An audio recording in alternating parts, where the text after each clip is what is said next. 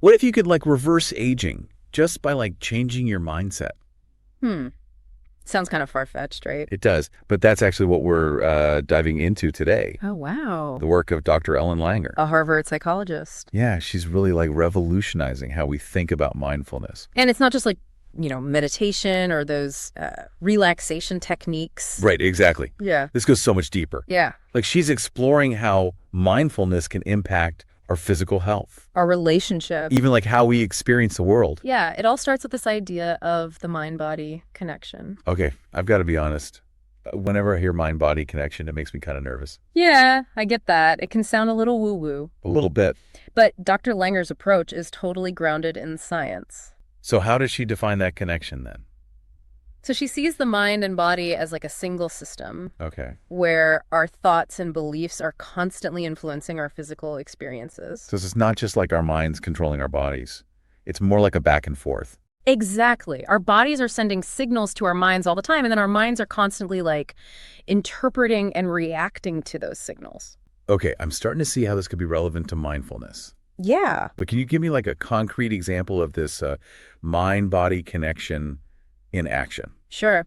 Think about the placebo effect. Oh, yeah? You've heard of that, right? Right. Where people experience real benefits just because they think they're getting a treatment. Yeah, even if it's just a sugar pill. Exactly. But Dr. Langer takes it even further. Okay. She argues that any situation where our expectations lead to a change in the outcome is kind of like a placebo effect. Oh, wow. So it's not just about pills or medical treatment. No, it's much broader than that. It's like our beliefs can shape our reality in all sorts of ways. Precisely.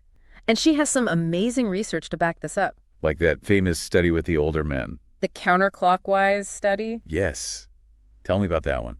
So in that study, she created an environment that basically simulated life 20 years earlier for these men. They were all like in their 70s and 80s, right? Late 70s and 80s, yeah.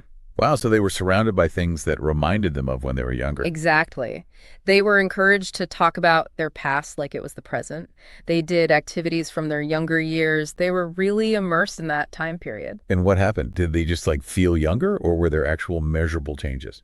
The results were incredible. Really? After just a week, these men showed improvements in their vision, hearing, memory, even their strength increased. Hold on. Are you saying that they actually got physically younger just by changing their mindset?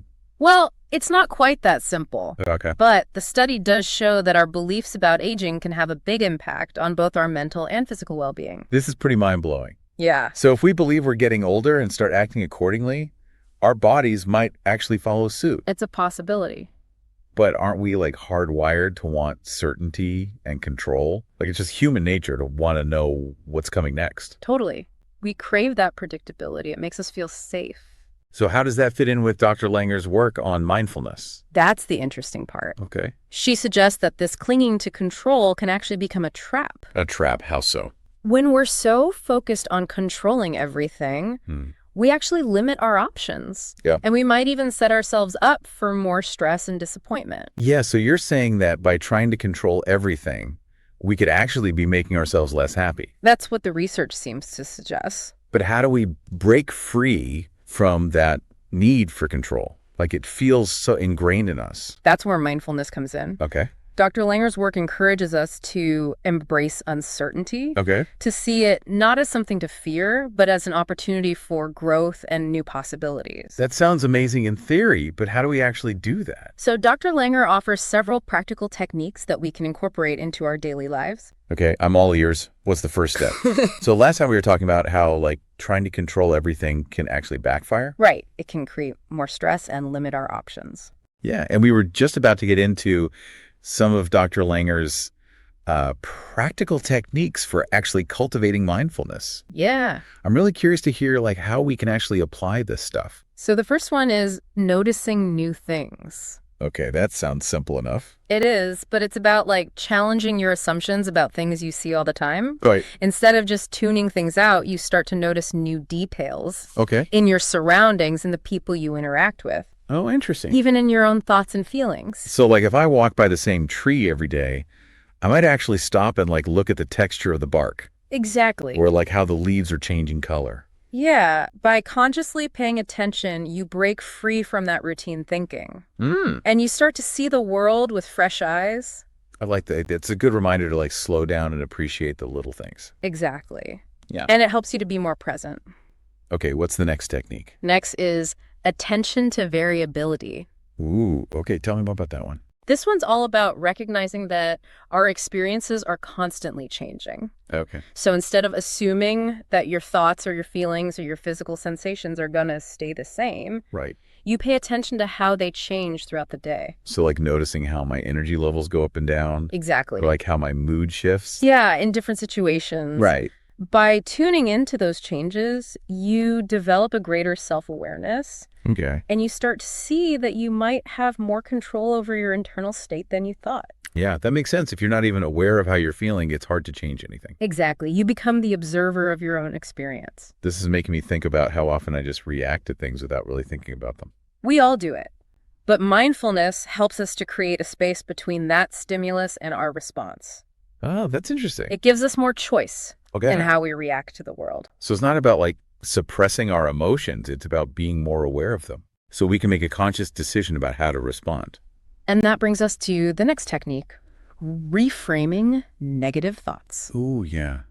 I definitely need some help with that one. It's something we can all benefit from. The key is to catch those negative thoughts when they come up Yeah. and challenge them. Oh, okay. Instead of getting stuck in the negativity, Right. you ask yourself, is there another way to look at this? So like if I'm stressed about a deadline at work, Yeah. instead of like freaking out, I could try to see it as a challenge. Exactly. That will help me grow. Or you could focus on how good it'll feel when you're done. Yeah. Sometimes the best thing you can do is just acknowledge the thought without judgment and let it pass. I can see how that would be helpful, but it's definitely easier said than done. It takes practice, but over time you can train your mind to be less reactive to those negative thoughts and more focused on the present moment.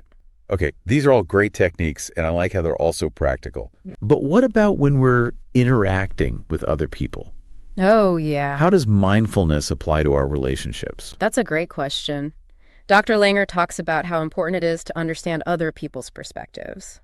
She has this saying, behavior makes sense from the actor's perspective. What does that mean? It means that before we judge someone for something they did, Right. we should try to understand why they did it. Okay. Maybe they're acting out of fear or insecurity or a lack of understanding. That's a really good point. Yeah, I've definitely jumped to conclusions about people we all have. before I really understood where they were coming from. By making an effort to understand other people's perspectives, we can cultivate empathy, Right. reduce conflict, and improve our relationships. It's about moving from judgment to understanding. Exactly. And this actually ties into the last technique we'll talk about today, Okay. which is embracing an abundance mindset.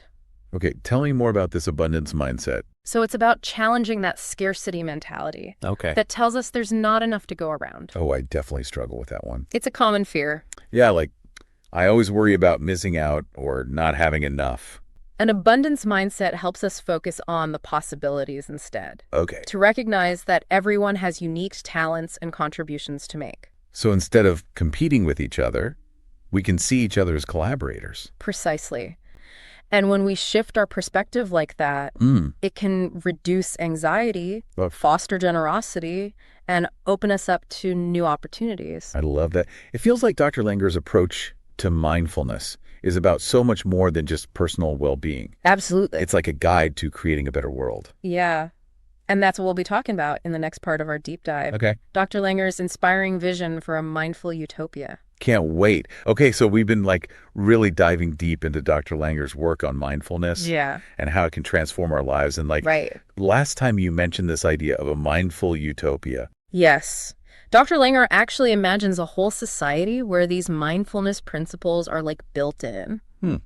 That sounds pretty idealistic. It does. But how would it actually work? Well, it starts with like rethinking our institutions, like hospitals and schools. Interesting. So how would a mindful hospital be different from a regular hospital?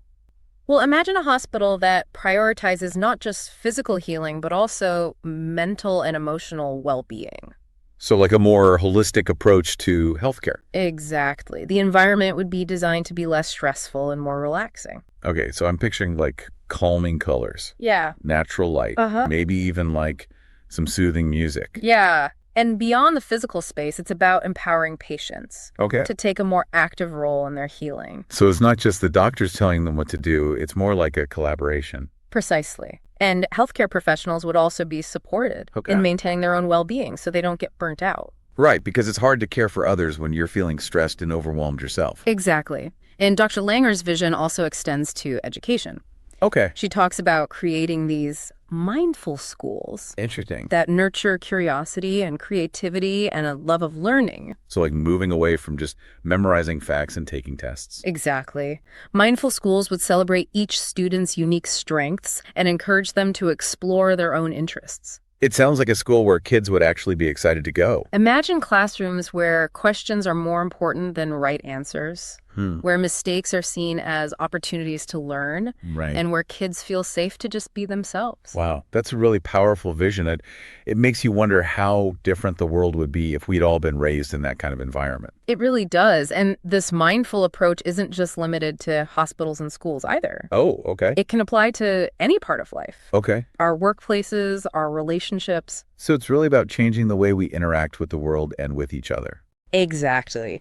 Dr. Langer's mindful utopia is a world where everyone feels seen and heard. And valued for who they are. Exactly. Where we embrace uncertainty. And see challenges as opportunities. And where we approach life with a sense of curiosity and wonder, always open to new possibilities.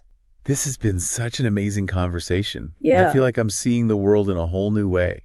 That's the power of Dr. Langer's work. Yeah, it really challenges us to question our assumptions and break free from those limiting beliefs. Absolutely. And tap into that capacity for mindfulness that we all have. We all have it. But how do we actually start putting these ideas into practice in our own lives? Well, the good news is mindfulness is a skill you can learn and develop with practice. Okay. So you can start by using those techniques we talked about earlier. Right. Noticing new things, paying attention to how things change, reframing negative thoughts. And remembering that everyone's doing their best with what they've got. That's a great point. And be patient with ourselves, right? Exactly. Mindfulness is a journey. Not a destination. It's about progress, not perfection. So even if we mess up, we just got to pick ourselves up and keep practicing. Keep practicing. And as we become more mindful in our own lives, we actually contribute to creating a more mindful world for everyone. I love that. This has been such an inspiring deep dive. Yeah. I feel like I have a whole new set of tools to work with. You do. Remember, the possibilities are endless. You have the power to create a more fulfilling and compassionate life for yourself and to make the world a better place. That's a really powerful message. Thanks for joining me on this deep dive. It was my pleasure.